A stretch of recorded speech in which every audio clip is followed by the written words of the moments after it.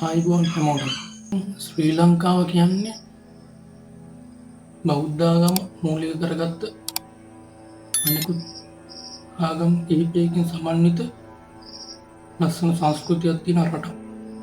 එතකොට මේ බුදු පිළිම වහන්සේලා බැහැර කිරීමට අපිට හරියම පිළිවෙලක් නැත්තේ. අපිට පුළුවන් බුදු පිළිම වහන්සේලා බිල්ඩින් කැඩෙන්න පුළුවන්, අතපය කැඩෙන්න පුළුවන්. ඒකට මේ බුදු පිළිම වහන්සේලා අපිට ගිහිල්ලා පන්සල හරහා බැහැර කිරීමේ ක්‍රමයක් නැද්ද? පන්සල් වලින් ඒ කැඩිච්ච බුදු පිළිම වහන්සේලා ඒක රාශි කරලා අලුතෙන් නිර්මාණය කරන දාගැබ් වලට ඒ දාගැබේ අභ්‍යන්තරයට තැන්පත් කරලා ඒ දාගම නිර්මාණය කරුවොත් ඒ බිදුරට පැනුම් බිදුම් ලබනවා. දාගැබත් තවදුරටත් පැනුම් බිදුම් ලබනවා. තව කාගේවත් කකුලකට පැහැ